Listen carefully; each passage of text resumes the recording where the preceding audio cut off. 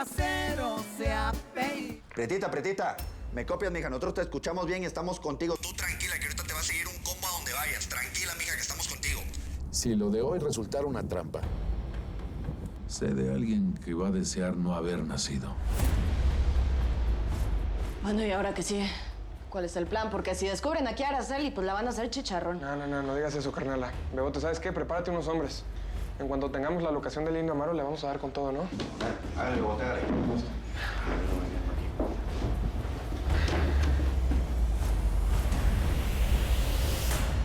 Y Acero se apellida. Mil gracias por seguirnos en YouTube. Si te suscribes aquí, encontrarás todos los capítulos de La Señora Acero 3, La Coyote. También puedes visitar telemundo.com, donde encontrarás todos los capítulos de esta superserie.